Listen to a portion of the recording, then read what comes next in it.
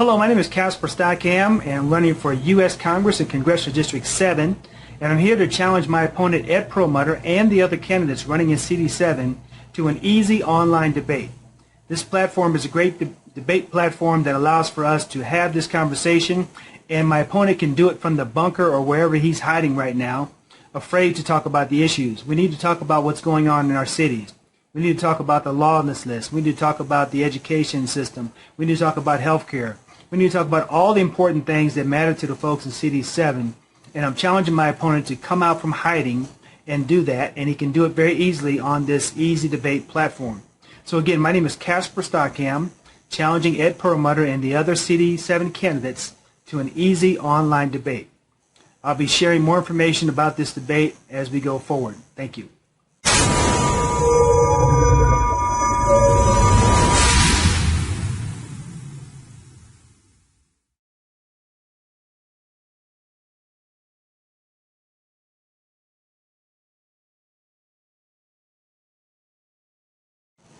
Hello everyone, Casper Stockham here, running for U.S. Congress in Congressional District 7.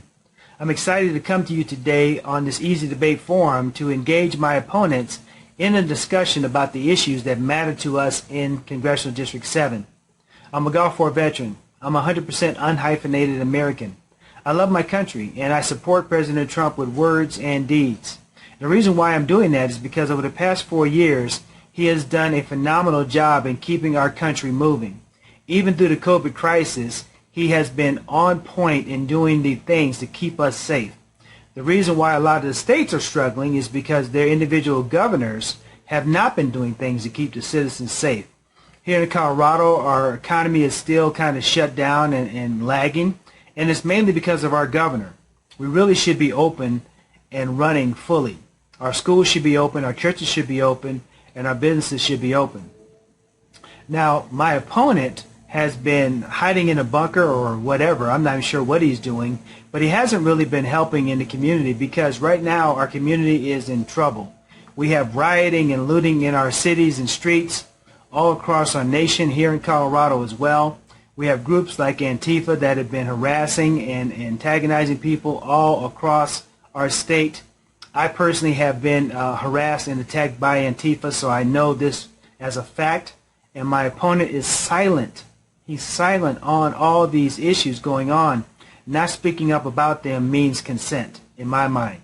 So I'm excited to be able to bring this discussion through this platform. I'm excited to engage my opponents in a discussion.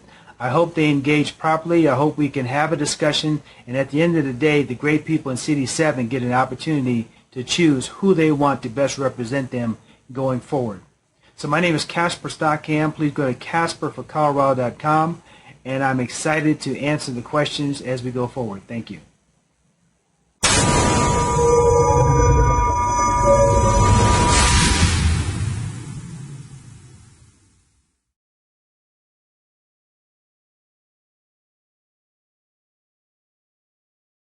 Hi, my name's Ken Biles, and I'm running for U.S. House of Representatives, Colorado District 7. First off, I'm not a politician. Obviously, I'm not a politician. I'm just a guy who sees a lot of problems in Washington, pretty much all of those problems caused by Washington, and I think, some solutions.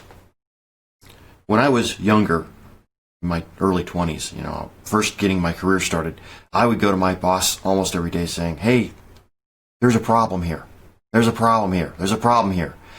At some point, my boss, being the smart guy he was, told me, Ken, stop coming to me with problems. If you've got a problem, come to me with a solution. If you've got a solution, I'll listen to it. It may not work, but I'll listen to it. It's amazing. That actually worked. So I stopped going to him with problems, and I started going to him with solutions. I want to ask you, have you ever seen any politician actually tell you a solution? They will define the problem to the nth degree. They'll tell you exactly what the problem is and why the other party caused it, and how the other party caused it. And it's a horrible problem, and it needs a solution now. We need to fix this. But when you ask them, what's your solution? How are you going to fix it? I've got a great solution. I've got a wonderful solution. And then they change the subject to something else, to another talking point, because they don't actually have a solution. In fact, they don't want to solve the problem. Because if they solve the problem, what will they campaign on next time? I'm not concerned about campaigning for the next election. I'm concerned about fixing problems because I know that if I get elected and I solve the problem, chances are pretty good you're going to elect me back because I solved the problem. It's common sense. No one's ever accused a politician of having common sense. So this is me. I wanted to introduce myself and let you know who I am and why I'm running. Thank you.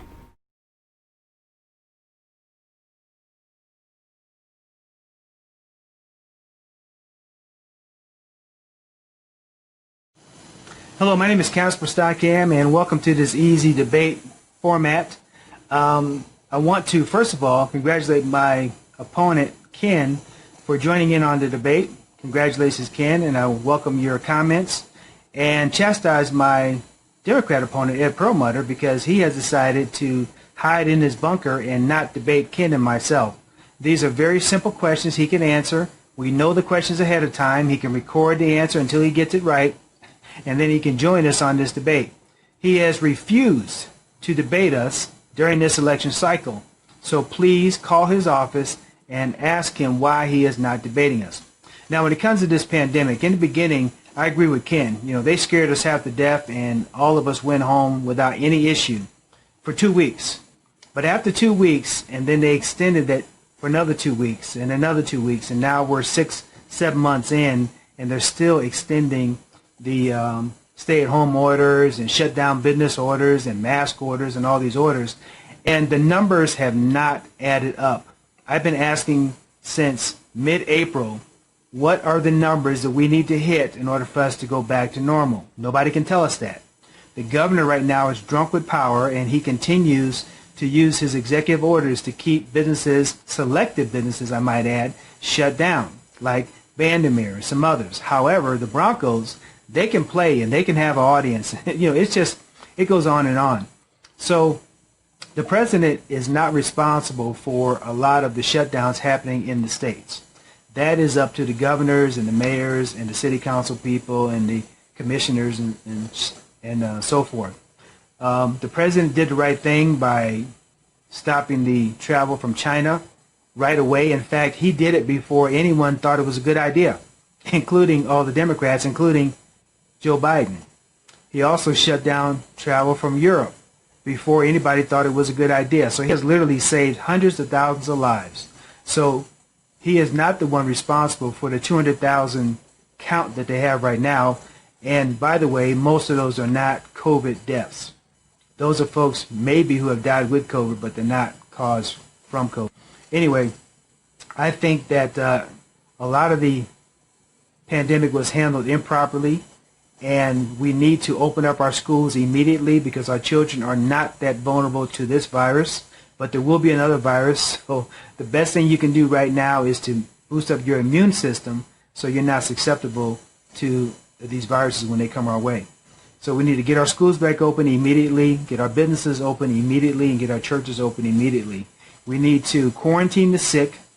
We need to protect the vulnerable, like the nursing homes. So don't send COVID patients into nursing homes like the governor of New York. And now I've heard that our governor is thinking about doing the same type of things. That's not how you solve this issue. And then the rest of us need to continue to go back to work. We have to have a strong economy because without a strong economy, everything collapses. Not just the folks about this virus, but everything collapses when we have a weak economy.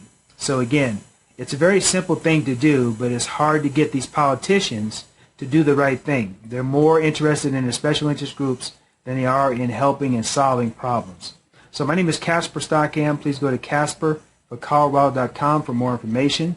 And I'm excited to answer these questions for you, and I'm excited to challenge my opponents on who would be the best person to represent you in CD7 here in Colorado. Thank you.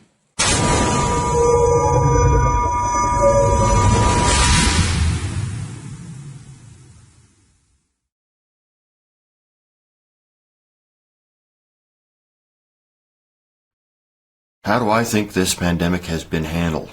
Poorly. Now, I understand it's easy to Monday morning quarterback this thing.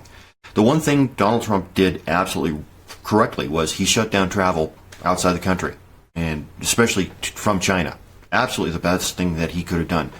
Shutting down the economy? No, absolutely should not have. I understand people were scared. We were all scared. We didn't know what this thing was. We were being given a whole bunch of contradictory information, especially at first. And the task force that the president came up with to fight this thing didn't help. First, don't wear masks. Then, yes, you must wear masks. Now you must wear masks wherever you go. And what's worse is that this is no longer... They tell us that this is for our own safety. It's not. This has become political. The mask issue is no longer about helping us be safe. It's about Democratic governors trying to make the economy as bad as possible with the hope that the American voter will vote out Donald Trump. That's really what it's come down to. Is because if you look around the country, most of the Republican governors who have opened up their states or kept them open, was it North Dakota, never closed? Granted, they've got a very small population. Even so, those places that closed and opened quickly are doing so much better than the places that have kept closed. Look at California or New York. Both of them hotbeds of Democratic activity, and they are still completely shut down, except for schools, of course. We got to indoctrinate our kids, but everything else shut down. That is not how you fight a pandemic. I would have opened everything up as quickly as possible. I understand President Trump doesn't have the authority to do any of that. He has to let the governors. It's the states who have the authority in this. The 10th Amendment. States have the authority. So, blame your governor. If you've got problems, blame your governor because I certainly do. The Democrats, they want to be your parents. I don't need more parents.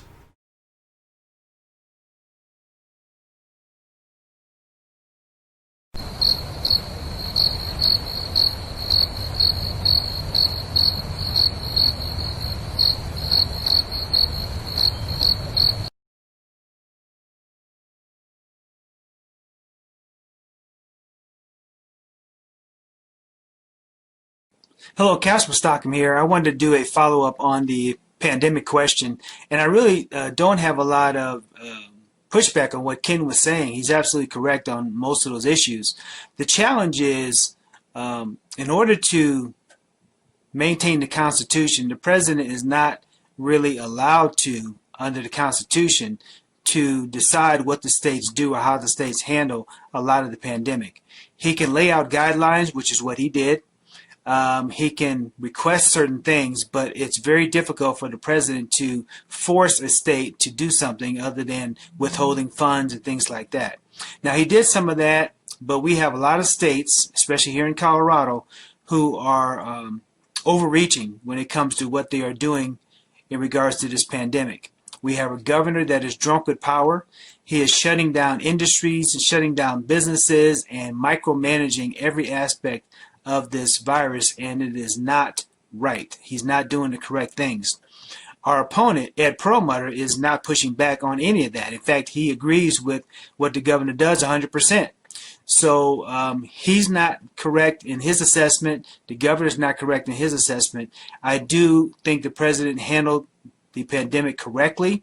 He shut down travel to China almost immediately, and he was chastised for that. He shut down travel to Europe, and he was chastised for that. He put in place programs to build up supplies of ventilators and PPE. He sent medical ships to New York and to California. He did all those things so we could flatten the curve, and that was over 6 or 7 months ago. And now we still have no idea when we're going to open up fully. So right now, the biggest problem is in our state, as Ken talked about earlier. That's the biggest problem, and that's where we need to focus our attention to make sure we get our schools back open safely, make sure we get our churches back open, and our businesses back open. Thank you.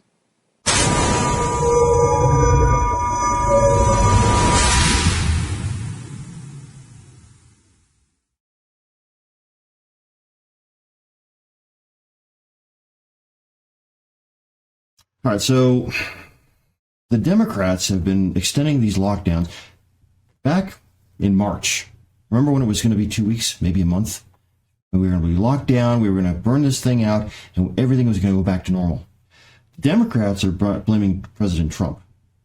I guess they've never heard of the 10th Amendment, because it's not President Trump, it's the Democratic governors who are holding us hostage. This is no longer about your safety. This is about their power. It's about them abusing their power. Ed Perlmutter, he doesn't mind at all. He also wants to abuse that power. So the longer he can keep you all locked up, the better off he feels, because he seems to think, along with all of his Democratic friends, that the longer that you're locked up, the less likely you are to vote for President Trump. Of course, he has no clue, apparently, that there are other candidates out there available for you to vote for, like Joe Jorgensen. So, yes, this is not about your safety. I also want to point out, if you're looking at the news, if you're watching the national news or the local news, you're not hearing about the number of deaths. What you're hearing about is the number of cases. The number of cases is skyrocketing across the globe. The number of deaths, they're down. And that's why you're not hearing about it. This COVID has a death rate of about 0.4%. Overall, the highest group of people, the ones that are most likely to die from this, are those who are aged 75 and above, and even then, their death rate is something like 3.5%. So, yeah, we have, I don't remember what they said, a couple of million cases? What's 0.4% of that? Or better yet, we've got 200,000 deaths worldwide. What percentage of 7 billion is that? So yeah, that's why you're not hearing about the number of deaths. That's not a number they want to give you. It doesn't fit their narrative.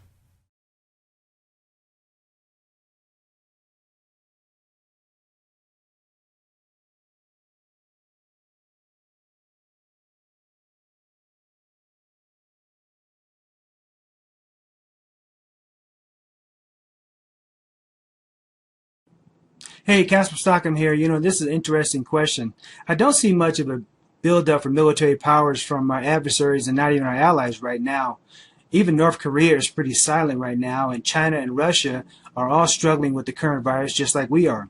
But several years ago, President Trump went over to NATO and literally demanded that they start paying their fair share.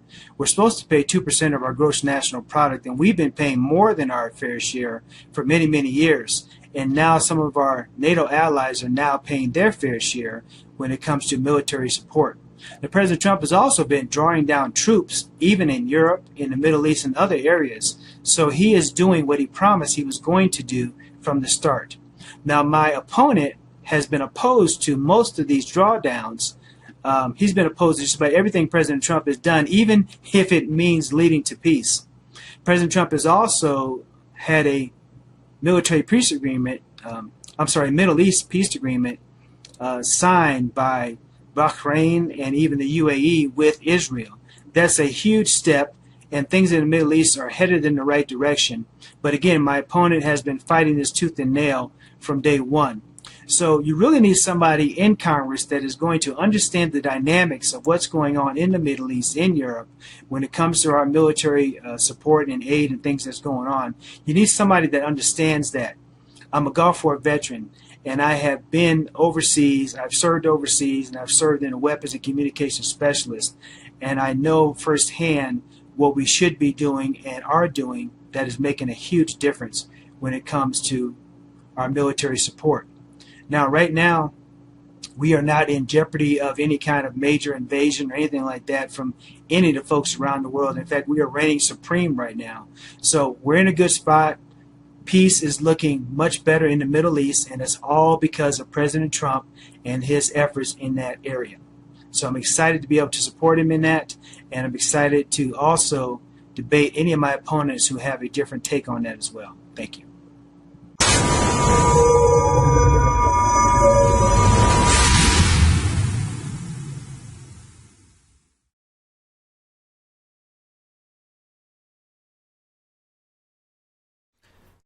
Okay, this question is a perfect example of fear-mongering. With the increase in the size and capability of foreign military power, how can America be able to protect itself in the future? Do you realize that we spend 8 times more money than the rest of the world on defense than the rest of the world combined? No one can touch us. No one ever will be able to touch us. We could spend as little as twice as much as the rest of the world combined, and they still wouldn't be able to touch us. And at this point, we don't have any real issues. We have some trade issues with China. Russia's being Russia. The Middle East should never have gone there in the first place. Again, Monday morning quarterbacking. All right, we know that now. If we hadn't gone to the Middle East, we would never have had 9/11, and we would never be in the position we're in now. Easy to spot that 20 years hindsight. So here's my solution. Stop preparing for war and start working with peace. Start trading with people. This tariff that Donald Trump has with China is the worst idea ever. Tariffs do nothing except raise prices. It's a tax. Trading with people. If you trade with a group of people, you don't tend to fight them because you become dependent on each other. In this case, China is dependent on the money we give them for the goods we buy from them, and we're dependent on the cheap goods that we buy from them. So it's a win-win situation. It's not perfect, but it's certainly better than the alternative. So my solution is not worry. Yes, absolutely. If we are attacked, we absolutely should come down on the aggressor with the full force of the U.S. military and not make any excuses or any apologies for doing so. But only if we're attacked. We don't need to be the world's police. We should stop being the world's police.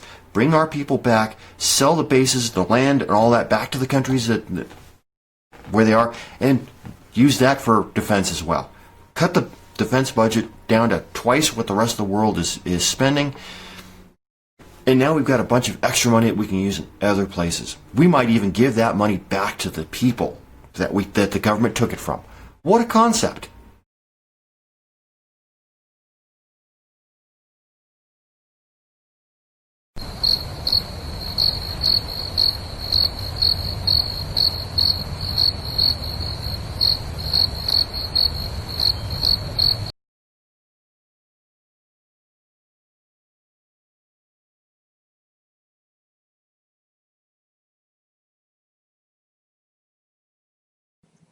Hey, I want to do a follow-up on the military question, and I believe Ken is right on a lot of his points, but the challenge is we definitely want to have a strong military.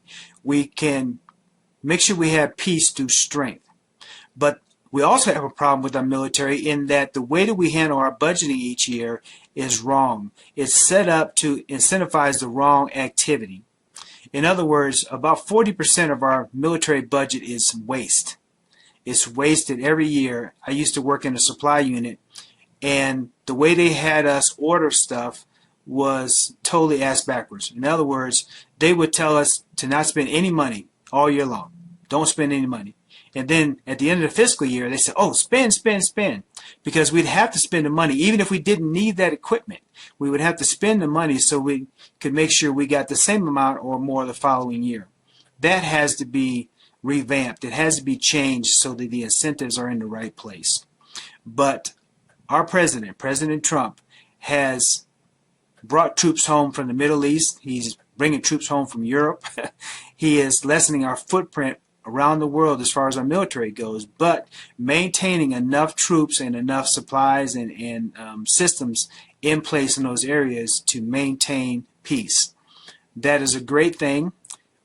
He just had a Middle East another country join Israel in a peace agreement, so that's exciting. Everything is moving forward properly, and we need another 4 years of President Trump to make sure that continues. Thank you.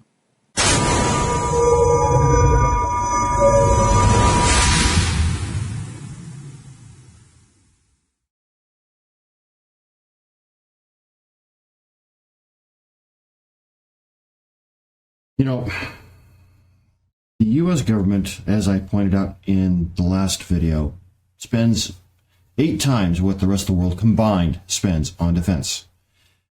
Warfare in the 21st century isn't going to be about the soldiers on the battlefield or planes in the air, or certainly not massive naval battles like you heard about in World War II. In fact, we haven't had massive naval battles since World War II. No, warfare in the 21st century is in the cyber world. Now, having been a programmer since the age of 12, my dad taught me how to program because that's what he did for a living.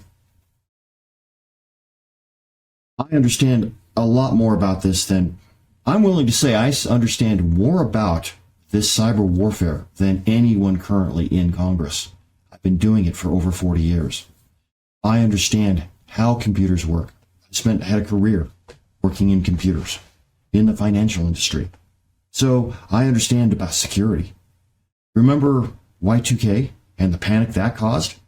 I wasn't worried because I worked in the financial industry. I understood that we were ready for it.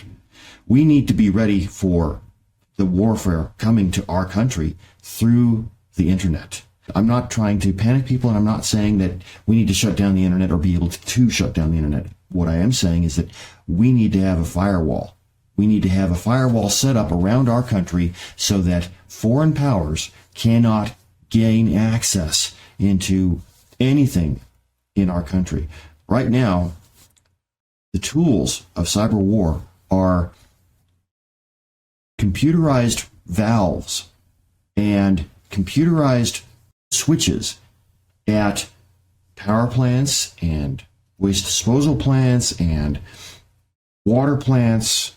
These are all the targets that another country, Iran, China, Russia, whoever, is going to target. And we need to be ready for it. That doesn't take a massive budget, but it does take forethought, planning, and this is stuff that the government just doesn't do well.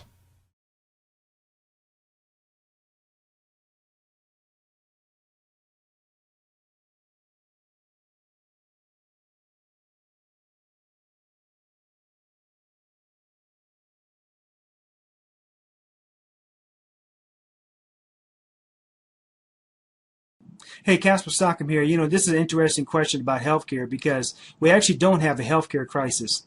We have a government bureaucratic nightmare crisis in D.C. We have a swamp problem. That's the problem with healthcare. It's actually a pretty easy problem to solve, but we don't have anyone with the intestinal fortitude other than our president to actually try to solve it. We could solve our medication problem very easily. We could solve the access to affordable healthcare, true affordable healthcare, very simply. Rand Paul has a great 4-page healthcare plan that he presented to the president. I don't know how much of it is being adopted, but it's a great plan. I suggest you go online and read it. It's still available online. But basically, it comes down to making sure we account for people with pre-existing conditions. We have to get government out of the healthcare business as much as possible. That does not mean getting rid of Medicaid and Medicare. It's not about that. But what it is about is making sure that affordable, quality healthcare is available to the masses. And how you do that is not through the government, because anything government gets involved in is going to, the cost of healthcare is going to go way up. So there are things called direct pay, to where a doctor or a doctor group signs up patients, and they may have several hundred, several thousand patients, and they would pay them maybe $50 a month for a family of 4. And then when you have an issue, a medical issue, you go to that doctor group to get seen and treated. If there's tests that need to be run, the doctor's group pays for it, not you. So you pay $50 a month, and whether you use the service or not, and then when you have an issue, you call your doctor group. This is happening all over the country right now anyway, and there's no government involvement in it. There's no Medicare, Medicaid in it. It is just you dealing with your doctor group. That's $50. But that doesn't solve the entire problem. You also need to make sure that you're covered if you're working and you get injured or so forth. So there's workers' comp claims that you can make, but you can get an AFLAC policy for another 50 or so bucks a month for a family of 4. And now you're up to $100 a month, and if you get injured at work, now your bills are still being covered while you are recovering. But then you also want to have a long-term care type policy, and you can get that as well for about $50-75 a month for a family of 4 again. And now you're less than $200. You now have long-term care. You have coverage in case you are missing work and you need to get your bills paid, and you have a quality access to quality health care. And again, if you need medications, if you need tests run, the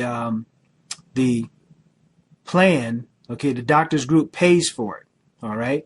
And then you can add on another $100 or $200 just for incidental things that you would need to have full coverage. So a family of 4 could have quality full-time health care for less than $500 a month. Now, does that handle everybody in every situation? No, it doesn't. But you can get group plans, or you should be able to get a group plan that covers pre-existing conditions. The challenge is the government has limited who can offer you a group plan. So if a large organization, a large corporation wants to order a group plan, they have challenges with that. So that should be open. Any large group should be able to offer a group plan for you and your family, especially if you have pre-existing conditions. That's how you absorb those situations. So if you work for a large corporation, a lot of times you can get on their health care even if you have pre-existing conditions. So we should allow for large membership groups. Costco, Sam's Club, Walmart, whatever, should be able to offer these healthcare plans that would allow for pre-existing conditions. That would take care of a lot of it. Now, again, that doesn't take care of everything. So if there's some people that are not working, some people are on disability and things like that, that's when Medicaid and Medicare should step up. We should have a robust plan for those individuals, but we should not be forcing individuals like myself, healthy individuals, onto a government plan. Those plans should be available, but only for the people who truly need it. I don't need it. I don't want it. I want to be on a direct pay plan, and I want to have access to medications across state lines. I should be able to purchase medication from anywhere in the U.S. without any issues whatsoever. That's also a government problem. So again, healthcare crisis, no. Healthcare problem, yes, and we can solve it very easily, but we have to get the swamp people out of the way. My name is Casper Stockham. Thank you.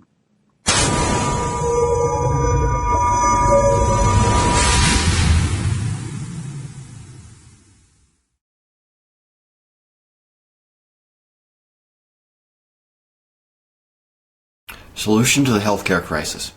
It's amazingly simple. So here's my solution to the healthcare crisis.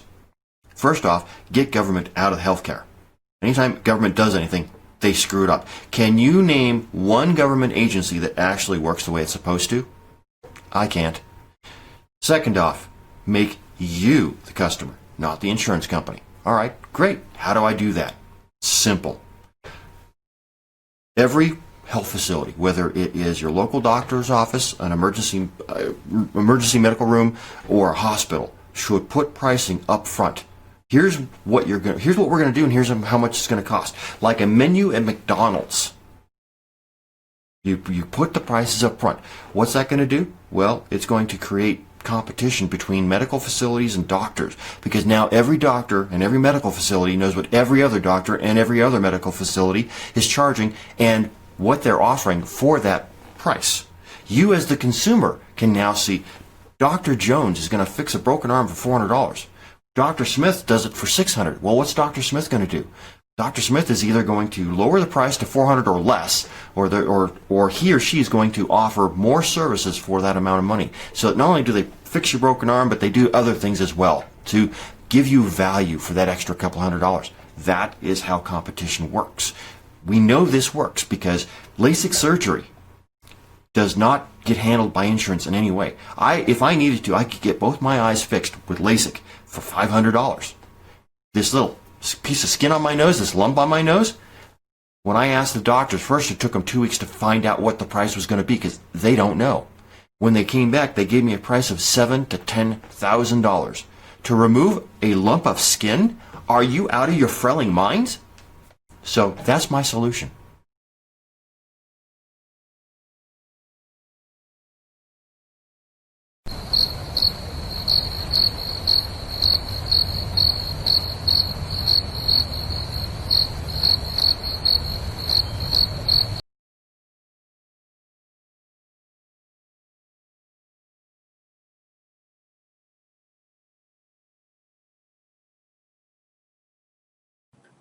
Hey, I wanted to follow up on the healthcare question, and I believe Ken is on the right track on this. The free market is the best way to go forward with healthcare. Quality healthcare can really only be obtained by the free market. Now, that doesn't mean there's not room for government healthcare. The Medicaid, Medicare, those systems are important for individuals that cannot afford healthcare. But the free market healthcare solution is very affordable.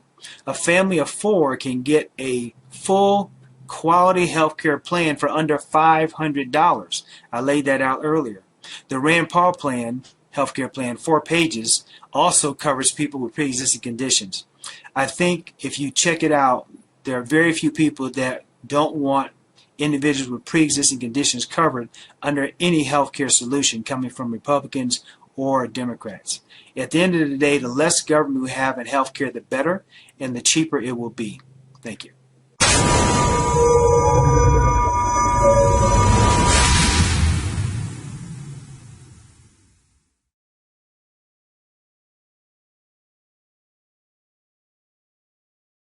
On the subject of healthcare, Casper's solution is more insurance.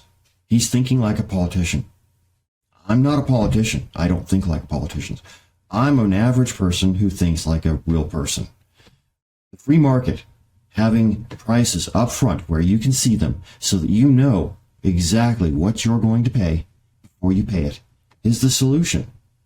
Let's face it. Imagine if you had to use your car insurance to buy gasoline. What would happen? Well, you'd go to the closest gas station or the nicest gas station. You wouldn't worry about looking at the corner to see what the price was because there wouldn't be any price posted. You'd go to the pump. There wouldn't be any prices. There might be an amount of gasoline that you'd got, but probably not. Most likely there'd be a CRT screen showing you an advertisement about how great your insurance company is or how great this particular gas company is. And you'd fill up your tank. You'd go inside, you would hand them your card, your insurance card. You might pay, I don't know, a $5 copay, and you'd be on your way. Fantastic. Now, a month or more later, you'd get a bill from your insurance company charging you $500 for that tank of gas because they spent $5,000 on that tank of gas. That's how our healthcare system currently works. I'd like to make our healthcare system work more like our car insurance system. If you're just going in for a checkup, why would you use insurance? Just pay for it. It's going to cost you, I don't know, $50, maybe $100, depending on what tests are run. But there really is no need for you to use your insurance for every little thing. The free market takes care of this. And as for the poor people who can't afford it, the free market allows for things like payment systems. So if you have no job, you can still go see your doctor once a year, and you can pay back what you owe on a monthly basis, just like rent to own. Simple, easy, effective. This is the way healthcare should be. It's too bad it's not. I'd like to change that.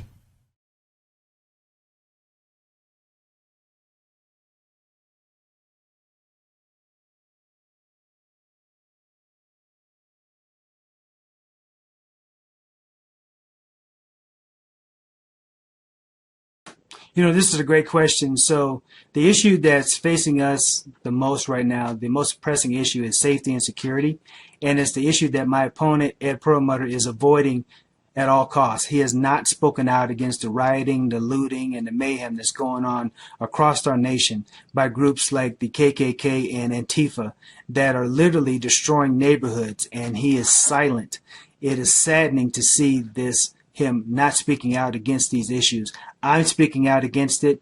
Anyone that is concerned about America is speaking out against it.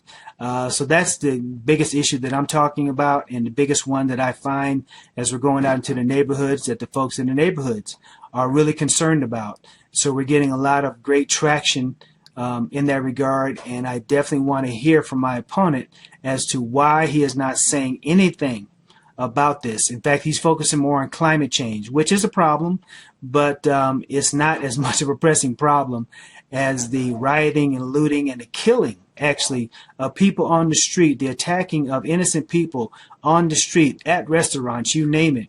That's the most pressing issue right now. So, again, where's my opponent? Why is he not saying anything about it?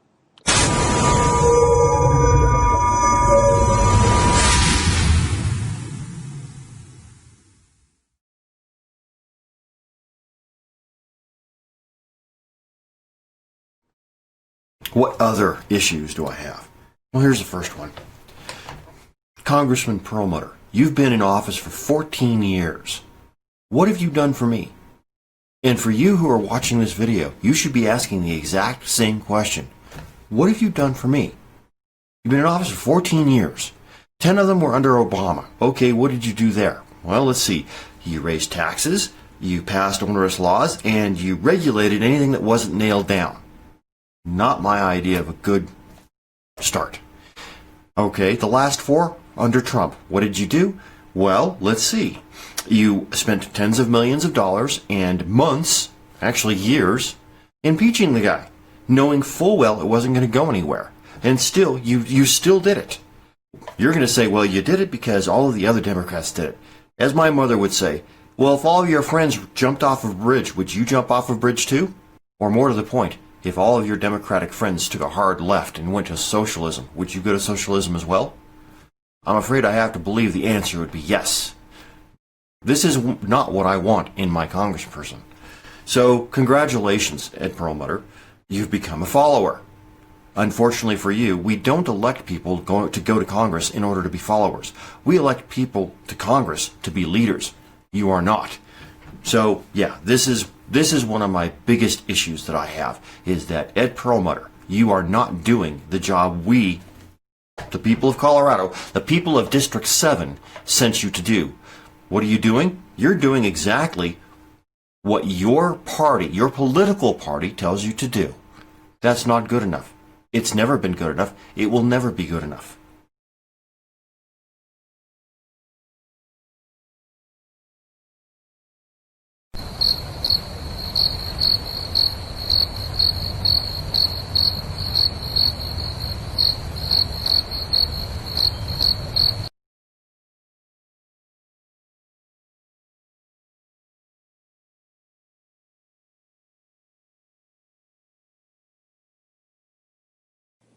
I wanted to follow up on other issues going on in CD7, and really, this is across the state and even across our nation.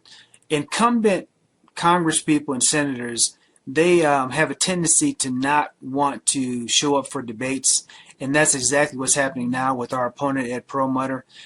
He is afraid to debate the issues. He's afraid to talk about it because he might be held accountable for something, and he doesn't want that. We, as the people in CD7, we, the people of Colorado, need to make sure all our congresspeople, Republican or Democrat, step up to the plate and answer the issues that are going on in our state and in our cities. Why do we allow our politicians to not talk about these things and have a discussion about these things? We are become lazy. We're so lazy now that we just re-elect these politicians without having them answer questions. I can promise you, as your new sitting congressperson in CD7, I will always be available to my opponents when they show up to have a debate, to answer questions, to talk about safety and security right now, which is a huge issue. And where is Ed Perlmutter on safety and security? He has not mentioned anything about the rioting, the looting, and chaos and mayhem that's going on around our nation. Where is he on these issues? Where is he when it comes to the shootings that are happening in our cities? He's not talking about any of those things. He's hiding in his basement. He's not even joining us on this easy debate platform to talk about the issues. And he can do this from his basement. So at the end of the day, it's going to take the people of CD7, the people of Colorado, to hold our elected officials accountable and make sure they answer the questions that are presented to them so that we can decide who we want to support going forward. Thank you.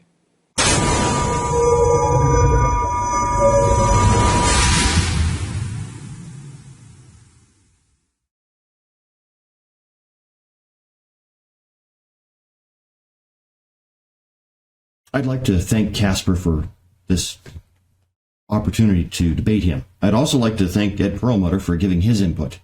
You all see how valuable that is. No, Ed Perlmutter's busy in his ivory tower, or maybe his basement, I'm not sure which. With all of the things going on in this country, the riots, we've seen riots here in Denver. This is something I never thought I would ever see. And what does he say? Not a damn thing. Well, from my point of view, if you don't denounce the violence, you're condoning it.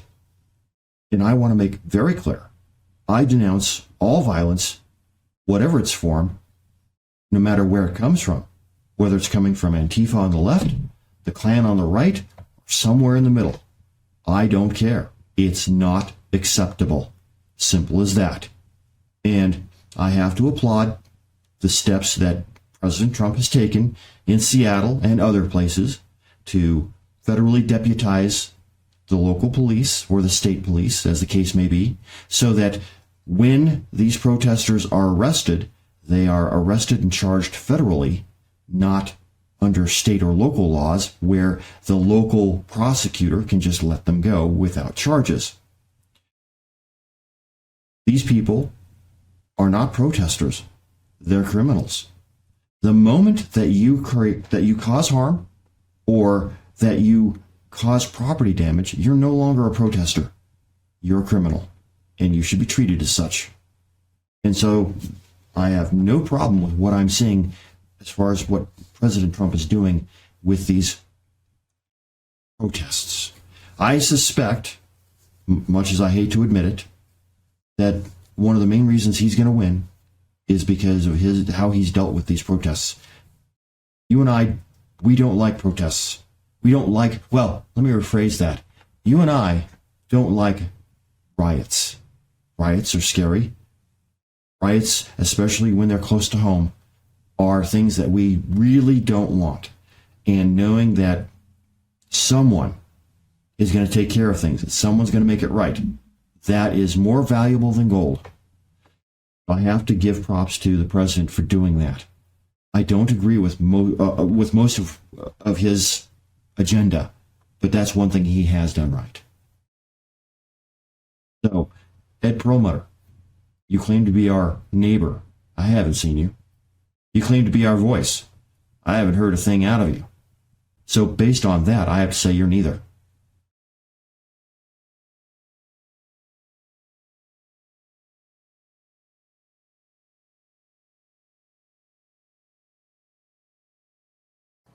Hello everyone, Casper Stockham here. Hey, I want to thank the folks over at Easy Debate for setting up this platform and making it easy for us to engage each other in a dialogue, in a debate. I want to congratulate my opponent, Ken, who's Libertarian, for engaging in the debate, and I want to chastise my Democrat opponent, Ed Perlmutter, for refusing to debate us during this cycle. We need to really press our elected officials to talk about the issues and debate the issues with their opponents when they show up. So right now we are here waiting, and we've been waiting for a long time. It is literally one day until the election, and my opponent has refused to debate me during this entire general election cycle. My campaign has reached out to him several times, his campaign several times, and they have put us off and put us off, and now here we are one day before the election and still no debate. We as the people should not allow our politicians to do this. And this happens on both sides of the aisle. So it needs to stop. We need to be able to have a debate, have a discussion, talk about the issues, and get it out there so the people can see and choose who the best candidate is to represent them. My name is Casper Stockham. I believe I am the best candidate to represent CD7 because I am a candidate of the people. I am a candidate who's working in the inner cities. I'm a candidate who is actually working to help folks and lift them up out of the situation they're in. I'm not trying to keep them relying on the government. I'm trying to get them in a place where they are free and successful and prosperous. And that's what my campaign is about. I also want to make sure they are safe. And right now we have a lot of rioting, looting, and chaos and mayhem. And guess what they're doing right now in a lot of cities across the nation? They are boarding up the downtown areas because of the rioting that's going to ensue when President Trump wins his second term. Now, they're not protecting those buildings from patriots who are going to come down and destroy the property if Biden wins. They are protecting them because they know as soon as Donald Trump wins that Antifa and BLM and other terrorist organizations are going to descend upon the city and destroy them. That is what's coming their way, and they know it. So we have to get real about who is doing the destruction and who's tearing up our cities. Hey, my name is Casper Stockham. Please go to CasperForColorado.com for more information about my campaign. And I am looking forward to a victory tomorrow. Thank you.